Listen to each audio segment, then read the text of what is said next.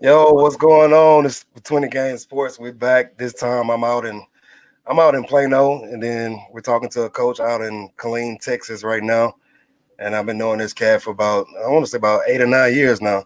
Yeah, We've done a couple of camps together. yes, we sir. went through this we went through the same program and everything else. And this is Coach Walt Harris. What's going on, Coach? What's going on, Coach Will?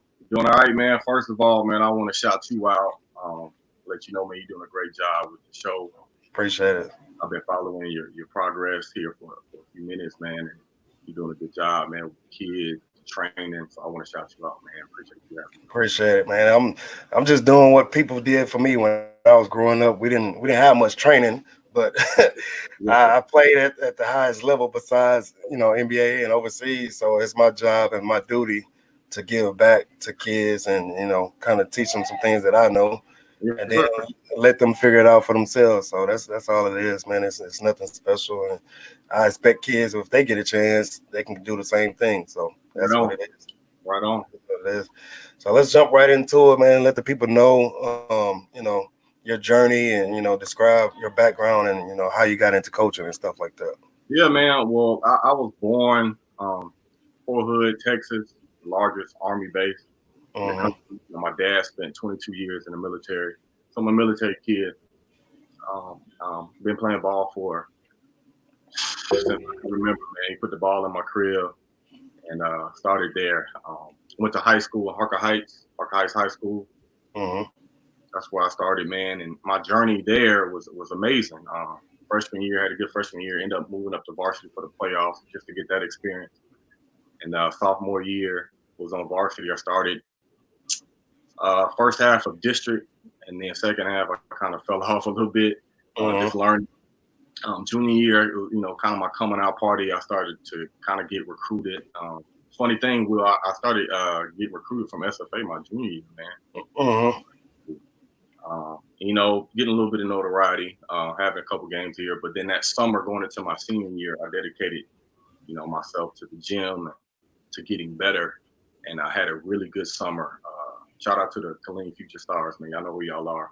We Hmm. had a really good summer, man. A lot of our guys began to get a lot of calls and begin to get recruited just from that summer, man. I remember, and that's how I met Eric Bell.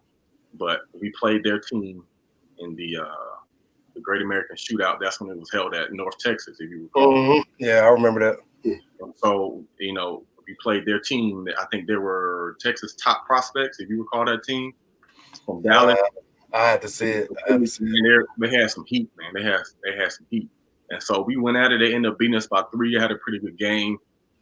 The moment I left the gym and we went back to the van, I turned on my phone and there, I had like 15 messages. I'm like, Hmm. dang, man. So I was like, dang, this about to begin. So that began my recruiting process, and I had a really good senior year, man. We brought the Harker Heights High School the first district championship in school history. Um, Oh, oh man. All right, I think we lost Coach for a second. We're gonna wait till he get back, and that's about it, man. This is the sixth. I want to say the sixth interview that we've done, that I've done, just with coaches across Texas, and we're working on other coaches, other D1 coaches, and I've done high school, and I'm gonna try to get out there and get the middle school and everything else. But it's definitely a process. I'm out in a different city right now, so for those that can't see my face right now, that's the reason. The room I'm usually in it's pretty lit up, but I'm in a different space right now, so it is what it is. But this journey has kind of been unbelievable, and all of the support that I've gotten from other folks. I want to thank them for that. It's just I don't know what to say. We're trying to do it and get it bigger than what we can, but I think coach is back, and we're gonna keep putting it out there and giving out information for kids and for parents and stuff like that. So let's see if coach is back. Yeah, Yo, man, hey, back.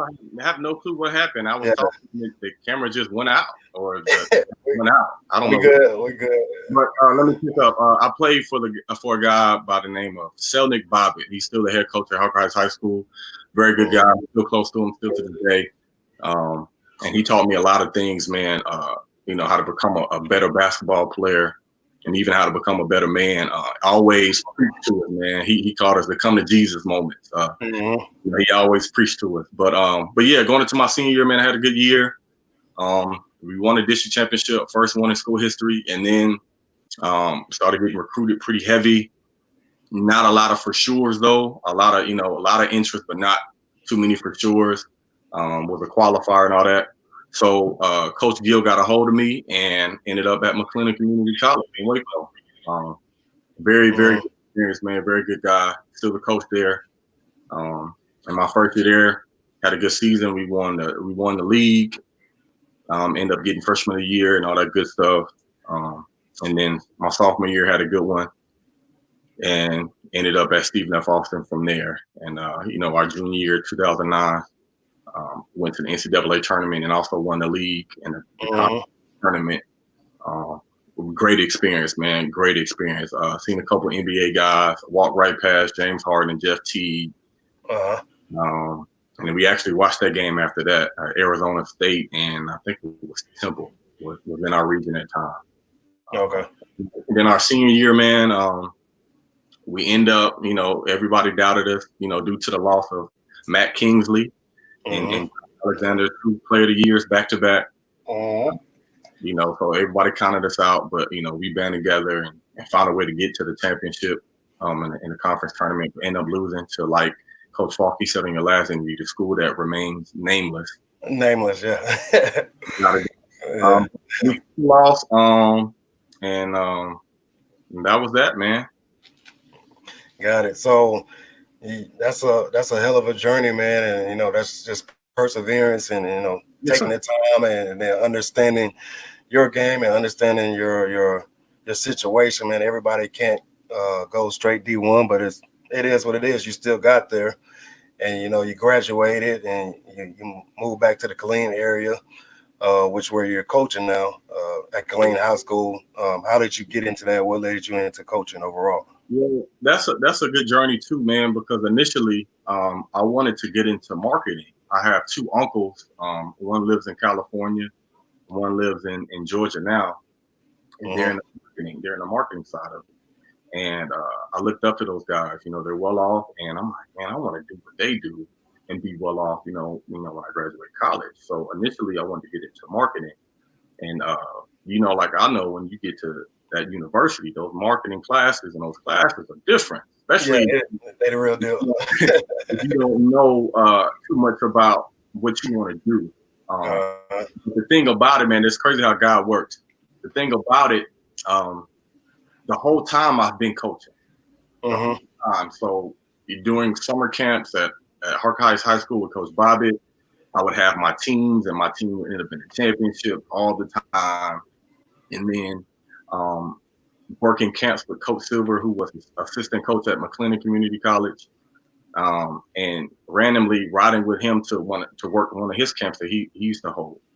And he's sitting there, he was like, "Walt, you know what, man? I think you'd be a great coach." And I'm like, "Huh?" He's like, "Man, I think you'd be great at it. What do you think about it?" I said, "Man, I don't know, man. That don't really make any money." He was like, "Well, it's not about the money. It's about doing what you love." And he was like, "Man, I think you should consider it." And so I go into Stephen F. Austin on a marketing plan, and had a lot of stuff going on personally. So my mind wasn't there. So my GPA dropped pretty heavy. And the great Coach Tanner brought me in the office and said, "Hey, man, what do you want to do?" And I said, "Man, I want to get into marketing, sports marketing stuff." And he was like, "Well, it's not working right now. So what do you think about switching to kinesiology?" And I said, "Well, I had thoughts of doing that, but I wasn't sure." So switched my major, minored in marketing. And that's when it clicked. I'm like, "Well, thank you, Lord. Yeah. I'm supposed to be coaching." And then that summer, going into my senior year, working Coach Casper camps and getting the feedback from parents, hey man, you're doing a good job with my kid. My kid never played, so on and so forth. And so I was like, all right, that's what I'm supposed to be doing. Yeah. So got my cert. And my first job was in Odessa, man. I was a freshman football coach, which I didn't know anything about football at the time. And then I was a freshman 18 basketball coach, and we had we finished second in our district, and then had to get back home to the family, man. So Coach Cersei, shout out to Coach Cersei, he's our athletic director. He gave me an opportunity to come back home, and been at Killeen for 4 years, going into my fifth now, man. Okay, that's what's up. And like you said, it's crazy how your plans could change, and your plan might be one thing, and then for people that believe in God, He has another plan for you. And, and it takes you away. There's no denying it. Like, even though you want to force it, it's just destiny is destiny. So that's what's up. I'm glad you listened to it, and you mentioned earlier about playing at junior college, and every kid's dream when they playing high school and middle school, their dream is to go play Division I basketball, and it's not for everybody. It's no insult to anyone, but a lot of parents and players look down on JUCO. But like I said in previous shows, those are some of the best dudes I ever played in my life. Yeah. So just give a quick take on what is something that parents don't really know about JUCO basketball. Well, one is not to be taken for granted. That is another level outside of high school, and it's a very high level. No matter what it is, it's a high level of basketball. That's what parents should understand initially. And also, if their child gets an opportunity to play at a junior college, that athlete needs to understand that it's highly competitive, because you have 2 years to figure out something academic wise and basketball wise. And with junior college, you have Division I transfers coming in trying to redeem themselves, as well as high school guys getting an opportunity for a fresh start. So it's always competitive. My time at Clinton was very competitive 2 years in a row. But one thing I need to share this to the athletes today is that you have to respect the guy that's there. If not, then you're going to have a long time wherever you go, especially in junior college. And also, just as quick as you can get to junior college, as quick as you can leave junior college. Absolutely. So, but parents, junior college ball is an amazing experience. It's highly competitive, and if you go in with an open mind, and willing to change and willing to adapt to a program, then you can have success. But if not, then you're going to struggle. So junior college is not bad at all at any division. Your athlete just needs to go in and be ready to play, especially in junior college. You have to be ready to go, because if not, like I said, there's another guy that may be coming from Division I who may have some issues there, redeem themselves and get an opportunity. And if they come in, it's a good opportunity. They might play over you, just be real. So it's not bad at all, man. I love my time at McLean, man. I'm still close with Coach Gill still to this day. I call him often. He checks on me often. And he has a really good program.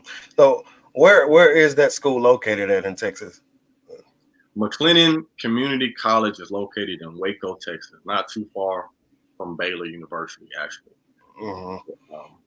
During my time there, man, we had a lot of time with the Baylor basketball guys. Kevin Rogers, Curtis Geralds, Tweety Carter. We used to play with guys on a Sunday afternoon. They used to come down to our gym, and we used to get it in. I remember those. I remember those guys. I remember those guys. Your basketball, man, Coach Drew would allow us to go watch them practice and work out often, So it was time well spent, man. You learned a lot, and just got to see that the Division I, on that level, big time, Big 12. You got to go and see firsthand the locker room, the equipment. Just the facilities were amazing, still amazing. Good experience, man. Good experience. Yeah. So you just mentioned that you got a chance to play against Division One players before you even got to D1, Mhm. and you got to watch practices and stuff like that. But that first practice at the Division One level, what was the biggest difference jumping from junior college Ooh. to Ooh. D1?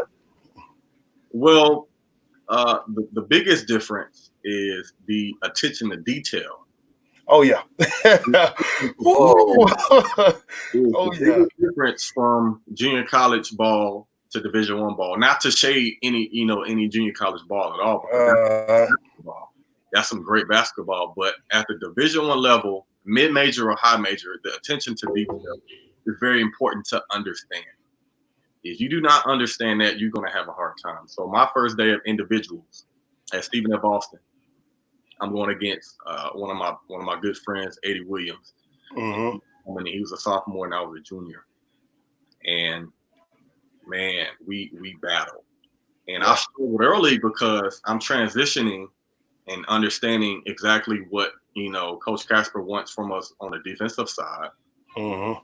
It's certain things, like I said, the detail is very, very, very precise. And I struggled early. Probably like that first week, I struggled understanding what exactly he wanted from me as a defender and even as an offensive player. But after that first week, I adjusted pretty good. And had some battles, man. Had some battles there, but the transition from junior college to Division One can be a smooth one or a rough one. Like I mentioned before, if you're open and you're willing to change, because it's going to be different. It's going to be different. It's going to be different. You're going into a new program. You're going into a different coaching style. So it's going to be different. If you're not willing to change again, you're going to struggle. So I was willing to change and willing to be open to that change and willing to Mhm. listen to that detail. And the game becomes easy. It starts to become easy, So All right. even with the high demand of knowing the detail, once you Mhm. understand it, it becomes easy. It becomes second nature. The the attention to detail, like you said, was unreal. That and learning how to talk pretty much the whole game Oh yeah. was, and each coach has their own language, Hmm. and Coach Casper at SFA and Coach Tanner and Coach Peavy and those Hmm. guys. If you didn't talk, if you didn't say such and such, or if you didn't cover the hole and say you covered the Yeah. hole, for people that don't understand that means covering the paint. And if you didn't get that done, man, you didn't play. It You did was not like, play. You did and not. you think as a player, you think like, man, that's minuscule. That's very Mhm. small. But in the grand scheme of things, if everybody's not saying the same thing and trying to figure it out the right way, it hurts the whole group. And so they're gonna go on to the next player. And that was the biggest transition for me. It's like, man, I gotta say this every single time somebody's screening me, Every time. every single time, and they got to hear you, or you got a defensive slide and deny all the way to half court. Oh man. Like, come on, man. Well, I got you, man. Speak about. I know y'all had serious. Man, I'm trying to think of what is the name of that shell drill. Oh. A Oh. shell drill. Okay. How bad was y'all shell drill? Okay. So for those of you who do not know, SFA, I have to say this. SFA, during my 2 years there, even before I got there, Uh, 09, we led the nation in defense. And in my senior year, we were second in the country in defense in Division One. So that mm-hmm. lets you know our detail to defense and our detail to shell drill. We were man probably 90% of the time. It was a couple of dead balls. We went zone, but not And too much. go on, say 99.9, man. Yeah, okay, Yeah, 99. yeah, We were in man, but we practiced that, and yeah. just because of the shell drill. I mean, as far as getting your thumb down in the lane, if you did not have your thumb down in the lane, it's a thing called being down one, Yeah. being down, and down is a suicide. So a lot of people got down, including myself. If you wasn't, attentive, if you wasn't in the hole, which is help side, if you Mm-hmm. if you did not talk on a ball screen, over or under, if you did not talk on a down screen let me through. If you did Yep. not do all those things, you were down, and that was a suicide. The most I've been down was from a shell drill was probably about 5. I had like 5 downs, and that was during my first year. Yeah. Adjusted and understanding exactly what he means and what he wants on the defensive end. But it was tough. It was tough initially, but like I mentioned before, as time go on and you're open to it and you understand it, it becomes second nature. So now you're in the game and you're like, okay, you're about to pass this ball. I'm still in it because I know it. I'm in position already. Okay, I'm gonna get this charge because I'm in the hole. If you turn around, you're gonna get an offensive foul because I'm in the hole. So little things like that, playing the inside shoulder on man, not letting them go middle, force them to the help. Those things like that play a big role, man. And I took a lot of that stuff with me, man, because it works. Yeah. It's to this day, man, I try to get my girls that I coach now to just to talk, man. I don't even care if they just speaking gibberish. I just want them to talk and make noise, but I'm trying to get them to understand the lingo. Yeah. And, this is where I came from, but your high school coach may do a little different. It's fine, but it works, man, and it's proven that we got a former SFA player. He played for Coach Casper for, I think, like a year, but he has a group called Hope Jargon on Facebook. But he just put up the message talking about down screen, letting me through. And if you don't know anything leaving SFA, you're gonna know down screen, let me through. You're gonna know that. And then we got another guy on here, Terrell Lamb, saying that not calling out a screen will get you benched. Oh yeah. And have your teammates hot, and then, man, getting hit by a back screen is one of the worst feelings ever. That's the worst. Especially if you're a small dude, man, and you're lightweight. And it's just dudes, them screens hurt, man. So you have to call it out for you younger players that's watching, and you got to understand that stuff. Everything has to work precisely and together. You go from D1 and then you go back into coaching and been coaching for a while. And I think you coached the JV group at your high school. How do you and the varsity coaches and coaches together, how do y'all decide which players are going to play JV or varsity? If he's kind of ready, but he's not really ready. He played JV for a little bit, and we might move him up. And how do y'all decide as a program to figure that out? Well, first and foremost, I want to give a shout out to Coach Huggins, head coach at Killeen High, and Coach Hawkins, the other assistant coaches there. They do a really good job, man, getting our players ready. But that decision is a tough one, man, because you're looking at it from the point of, does this guy or does this player really understand the game at that level? Now he may be all world on the JV level, but the game changes at the varsity level. The speed, like we said, the attention to detail changes. So those go into effect when we're making that decision. Now, if the guy can adjust, be willing to change, and open to that demand, especially for me, because when you get to that varsity level, the demand goes up. The demand goes up. So if you're not willing to meet that demand, you're not going to play very much, unfortunately. But if that player can meet all those expectations and especially understand offensively and defensively what we want, what we want to do, then you have a very, very good chance of playing varsity. If not, then you're going to have a hard time. And then, we in the past, we moved guys, that were sophomores that probably were ready, had a good first start, but then competition level got higher during tournament season. And you met a couple guys that, they got Division I offers and they went against them, and it's like, okay, you're not quite ready yet. So you're going to back down so you won't lose your reps and you can still grow within the game. And take that knowledge that you played, on the varsity level, take it back down and spread it. Spread it and use your experiences to increase your game at the JV level. So that off season, you should fall in right into place, to varsity. So that's how that goes as far as our decision making goes. Yeah, and you mentioned that y'all had sophomores play varsity sometimes, and I've been around a lot of coaches. I want to kind of get your input and your program's input for parents that really don't understand. Sometimes you may have a senior, and then you have a sophomore or a freshman, and he's doing exactly the same thing as that senior or that junior.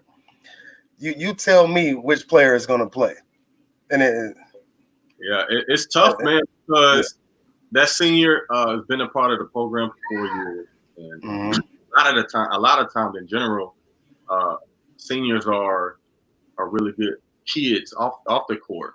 You know, maybe on the court they haven't quite grasped every concept, but they're solid. Yeah. Then you have this, in general, you have a sophomore kid who grasps the concept immediately, who's just as athletic, just as strong. It's a tough decision, but one thing about us, man, we're honest and we tell them, hey, man, look, this is what it is. You have the same opportunity as everyone else. You have to work, and the person that works the hardest, and again, key players, understanding what your coaches want from you, understanding the offense, understanding the defense. You're gonna have a good chance to play, and that's how we make our decision, man. If you know exactly what's going on, especially when that pressure rises, and you know when that pressure gets up, Coach Will, you know when that pressure gets up, mind start to go a little bit, especially when the kids as well. That fourth quarter is 2 minutes left to play.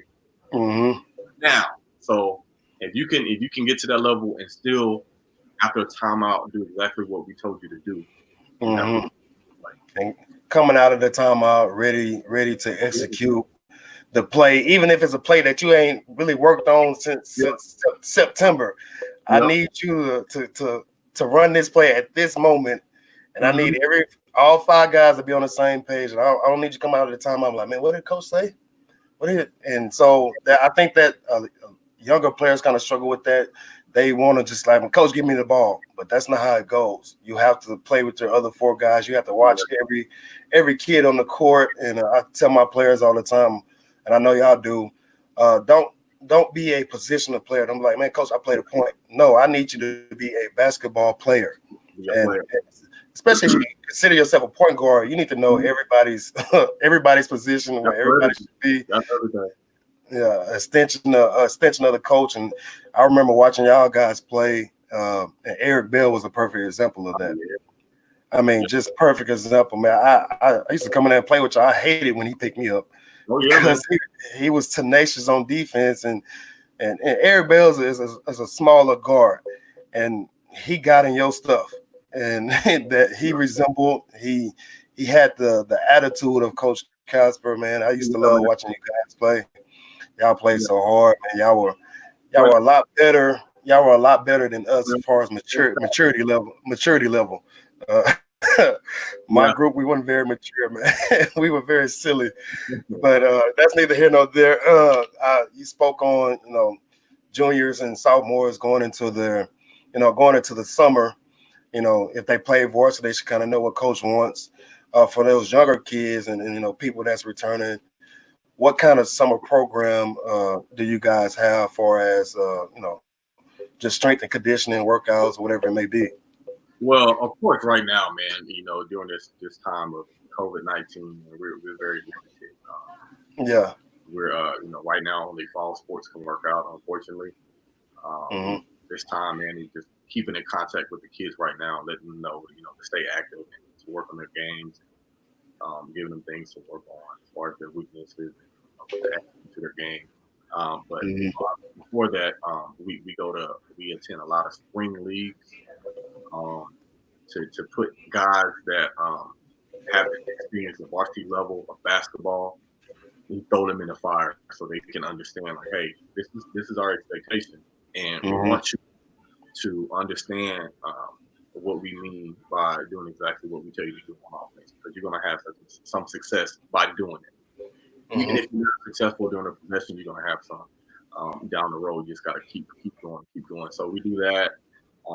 Summertime, we have root camp. A lot of our guys attend root camp to get bigger, stronger, faster.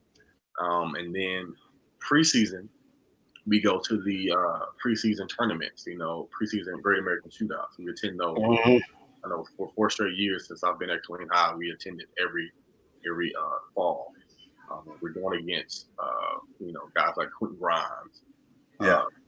It's more cats. My first year we went to Houston Gap, so Quentin Grimes was there. A couple other guys. Our first game was against Atascocita, and they. They probably had Carson Edwards. No, Carson had just left. or it was the second year that year, but they the team. So yeah, a lot of our guys got a wake up call their first game. But Coach Martinez is really good, man. Yes, really good. Yeah, really good. He does a real good job with his guys. So I know that year specifically, we got a good wake up call, which helps us, man. And so each year we're playing high level guys, guys that are teams that's ranked and high level is on those teams. So that helps us out a lot, man. We have a tough district, and it helps us out as far as getting prepared for that. So how? What did y'all say to y'all kids when y'all got back after that experience? Just kind of being in that Houston gas, so man, and Houston is getting bigger and bigger for us basketball wise. It's always gonna be football, but it's getting bigger and bigger, and I know that Killeen is way smaller than Houston. What kind of talk did you have with those guys afterwards? Well, just like, hey, how do y'all feel? How was that experience?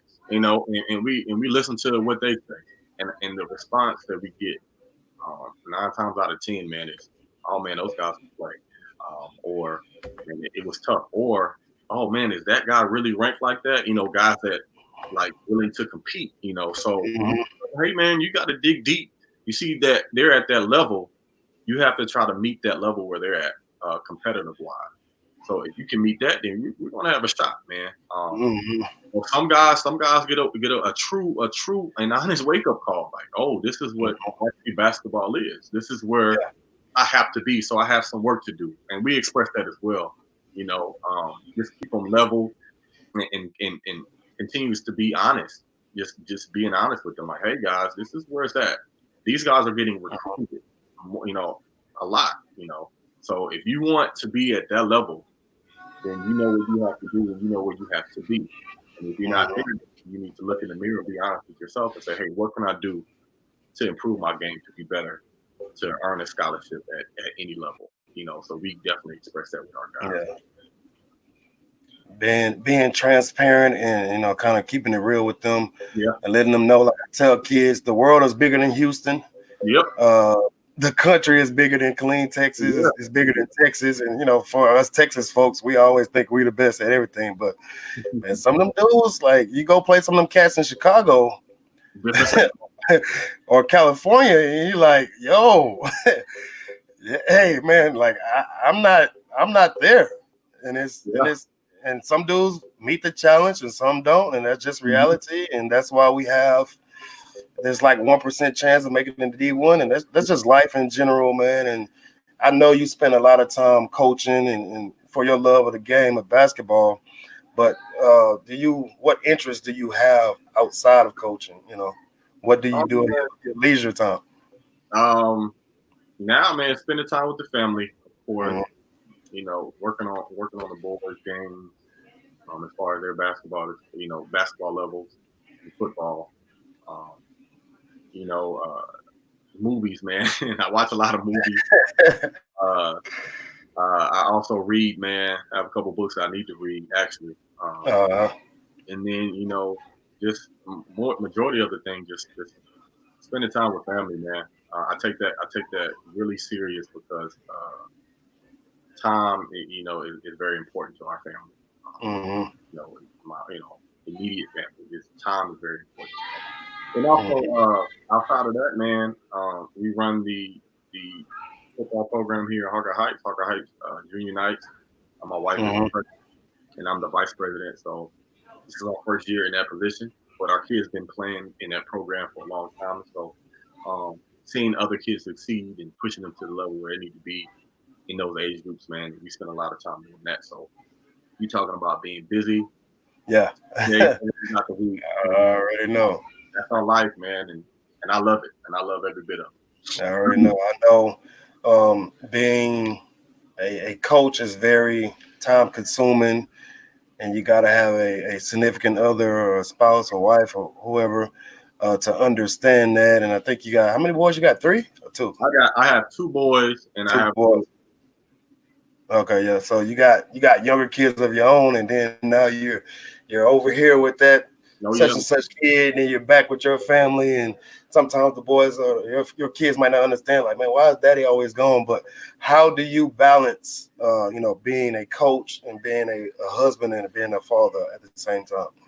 Again, man, that time, man, you have to set aside time to spend with your family. If you don't, man, you're gonna have a hard time. Gonna have a hard time in this coaching world, man. And again, and I'm grateful for my wife, for her understanding of the sacrifice, that I have to make, for the coaching job. We spend a lot of time away from each other, but necessary is necessary. You know what I mean? And definitely, we're always communicating with one another, and the time we have together, man, we make sure we get that time in, and especially with the boys. And so balancing that is tough, but we make it work, man. And I'm grateful for my wife for understanding and being with me. Difficult. Oh, we back. Oh, back now. There we go. We're back. We got it. I don't know if you got that, because I know I was No, still no, going. I missed it, man. Oh, okay. Well, I'll go Yeah. again. Yeah. But you good? Are we good? We good to go? Yeah, we're good. We're good. We're good. Okay. But we out here like Teddy Riley and Oh my God. It's shaking. but I just said being grateful, really grateful, for my wife, her understanding and being there and supportive with me during the coaching time. Because like I said, man, there's time that has to be sacrificed due to your job. So communication is always key between us, and that time we have off is time spent with the family, man. Definitely with her, we set aside time to spend with each other, just to keep it right, because we understand that it's a tough thing to balance. But we get it out, man. And again, I'm grateful for Miss Harris, man. Yeah, that's what's up. Now, do your kids enjoy basketball? Oh yeah, man, they love it, man. Yeah. They love it, man. I don't. One thing about me as a father, I don't force anything on them. Right. I do let them know that if you're going to pursue something, if you're serious about it, then we're going to attack it. Yeah. We're going to attack it. So I think naturally their love for basketball is natural, man. Again, they watch me, play. They watch me coach, and they ride with me to the games on tournament times or away games if they can, and just getting that experience from the bench and watching guys warm up. So their love for basketball is increasing, but it's a natural thing, man. And, as a basketball guy, it's a beautiful thing to witness, especially just how they wanna go play basketball. They want to play their game. That's one of the things that I admire about the boys. They want to do those things without me saying it. You got to make sure I keep them sharp and continue to push that work ethic on them. But yeah, man, it's a beautiful thing, man. I'm grateful for the family, man. They're very supportive, and the boys are right there every step of the way. Now I have this little girl who's going to be 2 pretty soon, and she's right there, not missing a beat, man. So, a basketball family, man. Basketball family. Do you recall? Like I recall the first time I fell in love with basketball, and I still haven't lost that love for it. That's why I'm always around it. Do you recall like that moment? Just like, man, this is it for me, because I was a baseball player. Wow. And I was really good at baseball, and I started playing baseball and basketball at the same time, but I was better in baseball than I was basketball. But it's just that love for it, and I couldn't get over it. So, like, do you recall that moment for you? Yeah, man. Like I said, I've been playing basketball since I could. I would play it. I really liked it. I really looked up to Michael Jordan. It's funny, we were a long time ago. My dad was stationed in Germany. I think it was '89. He ended up taking to see Michael Jordan. Michael Jordan came like on his tour. They do like the world tour. Yeah. By our army base. He took me up there, and I still have the ticket, and I still got the little ticket. So just being around it and love, liking it, we understand it. So around fourth or really fifth grade, man, we were stationed in Germany again for the second time, Mm-hmm. and we didn't have cable. We didn't have cable, so my uncle would send us tapes from Alabama of just cable stream, all the shows, BT, MTV, basketball stuff, and so I would watch that tape religiously, man. And it was the ACC tournament on WGN, and that's how I became a Duke fan. And I would watch that tape over and over and over and over again. I'm like, dude, I love this. I love this, man. I love it. I love it. That was the year they had Elton Brand, Corey Maggette, and all them, man. I love it. They were deep. Oh, I fell in love with Duke. I just fell in love with that style of play, and I've been a Duke fan ever since. But yeah, man, that moment it hit me, and I would always try to play against the older guys just to see where I was at. Like I'll go against Maurice. Maurice is in the 9th grade. I'm in the 5th grade. Yeah. Guard him. If he beat me, he beat me. But I know what I got to work on. I know, I'm not scared. So I just knew at that time, man, 5th grade, man, in Germany. Yeah. I'm gonna pursue it, man. Yeah, that's what's up. That's a hell of a story. You said you used to play against older cats all the time, and my dad, my dad played until he was 58, I believe. Wow. And I don't think I'm gonna make that, but I would like to. And his biggest dream was to be able to play with all 3 of his boys on the court at the same time, and he fulfilled that dream. I was the youngest, but I remember we used to play against his team when I was a kid, and they didn't take it lightly on me. So I've never and I remember going to the park, man, and just like you go play with the old dudes and they'll get on you about a bad shot. Yep. And like I didn't understand at the time. It's like, but now that I'm older, like you take a bad shot at the park, like that costs you game, and then you got 6 people next ready to play. So I understand that now, man. Yeah. That's crazy, man. Like hoopers that know you play against older dudes, you better be correct. You gotta come with it. You better be correct. And so like you got your love for it, and then now you have your love for your coaching, and you got kids that's been through the program and off the school, and they might be young men now.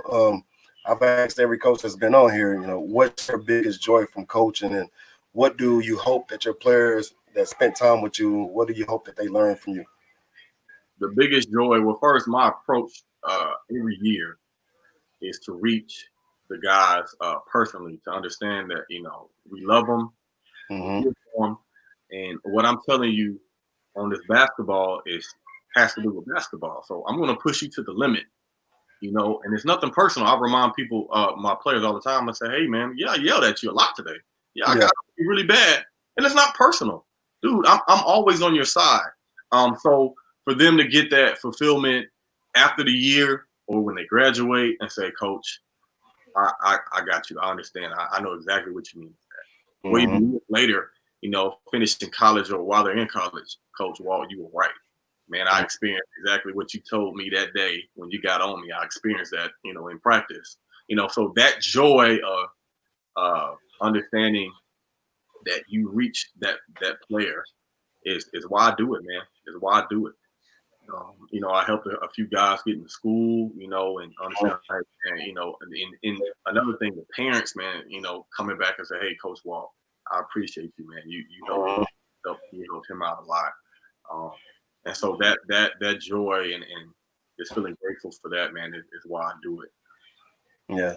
And I'm going to keep asking every coach that I get on here, I'm going to ask that same question. And I hope every parent and kid that's listening, man, every coach has pretty much had the same answer.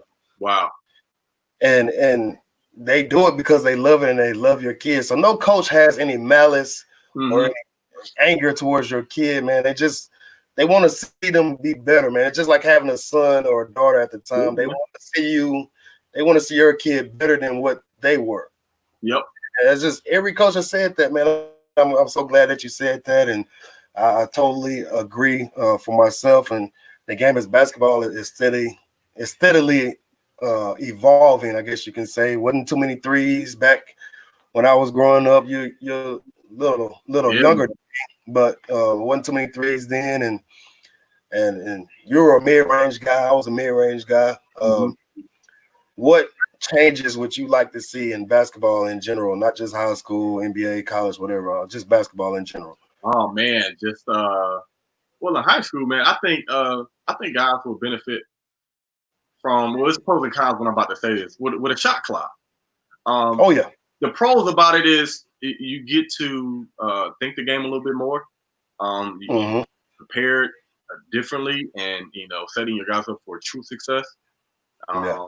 But the con is, you may have high school 2A, 3As that Hmm. struggle with the shot clock, and so they're used to no knock against anything, but they're used to holding the ball. Yeah. You know what I mean? So that shot clock will take that away when that with them stalling a little bit, brings them a little Mhm. bit of success against better teams and better athletes. You know what I mean? Yeah. But so I would like to see that. But overall, man, how the game transitioned from when we played it to where it is now, the 3-point game and guys settling for threes. Yeah. I would rather see guys um, think the game a whole lot more because, Mhm. um, in my opinion, I think the league is, certain teams, they don't think the game, man, and that's why they're not successful. Mhm. I tell all my players, I say, man, don't watch so much NBA. Of course, watch it, but watch where you want to go next, which is college. And College. watch Oh watch more college ball, and watch how they think the game, and watch how those teams that you may not think that they're athletic or may not look athletic, watch how they be successful on the court against those bigger names. yeah. Uh, Hmm. so they think the game. I would like to see players nowadays think the game a little bit more. Of course, keep it up and down. You're going to shoot your threes anyway. That's Yeah. just how the game is. But think the game. You don't have to step back when you got a guy beat. Yeah. Uh, you don't have to do certain things. Yeah, Look but good or because your favorite player in the NBA does it. Think the game for yourself and get an understanding about the game so you can be successful at each yeah. and every. I call it just like you said. They like to watch the NBA players, and that's fine. And we had Kobe, we had Jordan, and everybody wanted Mhm. to shoot the fadeaway, and they have Steph and Damian Lillard, Yeah, and understood. so they want to shoot the deep three. But when I see players on my team or just around shooting deep threes, I call that a bailout shot because they're tired Yeah. and they can't. They have the angle and it's like, you know what? I'm just gonna shoot this three, but I call it a bailout shot because you're tired. Like you can't Mhm. easily get a layup, but I'm gonna shoot a three just because whether it goes in or not. And it drives me nuts. But I have to remember, like, okay, Yeah, it's a different time. It's a we're different not time, the man. same. We're not the same, and so this and that. It's a And different a lot time. of players don't want to get contact and get the and one. I'm like, dude, and one, like that gets me. Yeah, I don't see a lot of charges today. yeah, man. Yeah, it's just it's a different kind. I think the game is it's an offensive game, man. It's a Yeah. scoring game now. A lot of teams, a lot of players don't take pride in getting that stop. Hmm. I mean, for example, you look at the league scores, man. You see 115 to 129, and you're like, man, that's just how the game is. Guys are not thinking pride in their defense. And then if you do watch a team or, now players now look at it like, okay, man, that team born. Or Hmm. why did they what? Yeah. They scored 96 points? What? So Yeah. it's just a different time, and I understand. I know at Queen High, man, we push the ball, and even on fast break, we look to shoot the three, to get some points going. We understand the game. We understand, how to transition with it. But also in that same sentence, we look for good high percentage shots too. So if you're Hmm. open, we want you to be aggressive and take that shot. Be confident and knock it down if you're open. But like Yeah. you, don't come down and just come from the volleyball line and take one just because. You Just know, because, man. Oh my God, it drives me nuts, man. but being aggressive and taking an open shot, of course we want you to do that. Be confident and knock it down. But it's just a different time, man. And Yeah. we as coaches, we understand and we try to stress. Um, I know at Clean High, just thinking the game, try to think the game a little bit more. Against those better opponents, man, you have to think the game. You have to make sure you set that screen. You have to make Mhm. sure we're playing you back cut. Stuff like that, man. Just a different time, but understand we're rolling with the wave and tweaking it, for our guys. Okay.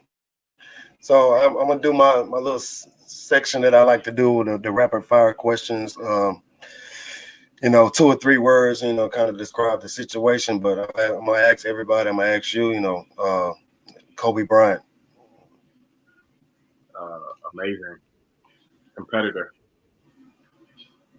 Yeah, right to it, man. I can't even say nothing else to it. Clean high school. Tradition. I like that one. No coaches had that one. I like that one. Okay, so go to your college days. Stephen F. Austin. What can I say about Stephen F. during my time? Underdog, but now nationally known. Yeah. We were underdogs, and I said we had a certain level, a high level of grit getting it done. So the I think 2 interviews ago now, man. I'm starting to get pretty good at this thing, man. I'm putting them out there, man. I think it was 2 interviews ago now, but we spoke on this off camera. But Coach Brett Tenner. Oh man, that guy. What's the one word I can describe Coach Brett Tenner? Stern. Genuine, stern but genuine. And it's a purpose behind every method to his madness. It's a purpose behind it. And I appreciate that guy so much. Coach Tenner was a guy who, in practice, he kept his distance, but he saw everything. Oh man, he always kept it real with you, I guess you can say. He didn't sugarcoat anything. If you were dragging butt, he would let you know, like, hey, man, you're not getting the job done on the court or in the classroom. And like I said in an interview with him, he helped me graduate because I got to the point where I wasn't taking class seriously, but I should have. And coming from an educating family, I should have. Him and Coach Lutz, who's at Purdue now, those guys really got me on track. Coach Lutz got me on track, and then Tanner finished it. But Coach Tanner was the guy that kind of like you can always go to and like, hey, Coach, what's going on? What am I doing wrong? Why is Coach Casper riding me so much? And he would let you know. Yeah. He would let you know, like, you're not getting it done. And I really appreciate him for that. And I love him to death for that. And I just lost track of my last question.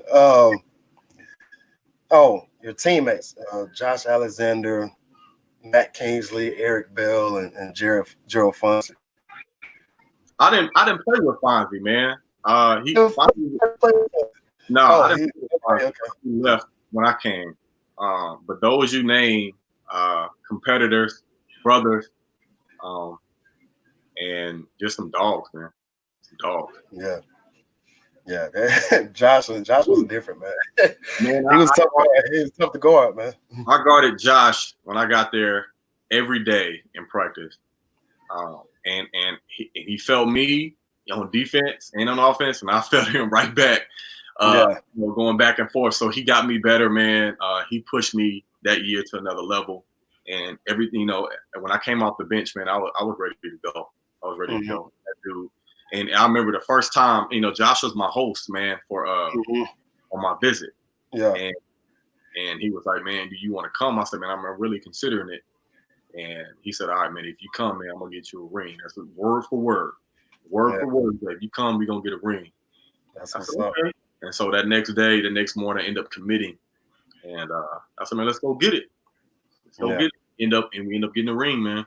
Yeah. I remember watching you guys do that, man, and that was just, even though I wasn't a part of that team, I'm like, man, finally SFA's got one. Yeah. Like you said, people are fearing the Lumberjacks. It's gonna be a while before we get back because of some sanctions, but we're not going nowhere, man. I just want people to know that. And like I tell everybody, man, I thank you for your time. It's something that you can't get back. And I reached out to you and we communicated and we got into it. And it's just another good show. And I appreciate the folks that listen in and stuff like that. Somebody just made a comment. Tim Simon was there before you was there, and he was there before I was there. And he said something. Well, man, boys stayed trying to draw the charge in practice to get out the negative. Get up. Hey, you take a charge, you up too. And what's crazy is I just told my players that last night. If you take a charge in practice or in the game, your running is cut down. And they looking at me like, what you talking about? Coach put me up too. I got that charge. I got that charge, man. Put me up Yes, sir, man. But like I said, man, I appreciate you for coming on. And, anything you want to say to the folks before we get out of here. Well, first off, Will, I appreciate you for having me, man. What you got going on is amazing. I think it's a step in the right direction. Getting some real insight from players that did it, from coaches that played at all levels. It's really great for athletes to see, athletes to listen to, and even for coaches to witness, just to kind of see different journeys and, compare it to yours, and any nuggets you can pull from any interview, man, and add it back to your coaching style or your philosophy, man. So it's a wonderful thing, man, that you're doing. That's it, man. Go Rules. There you go, man. Appreciate it, man. Folks, we finna get out of here, man. I'll let y'all next time. All right, y'all take it easy. Yeah.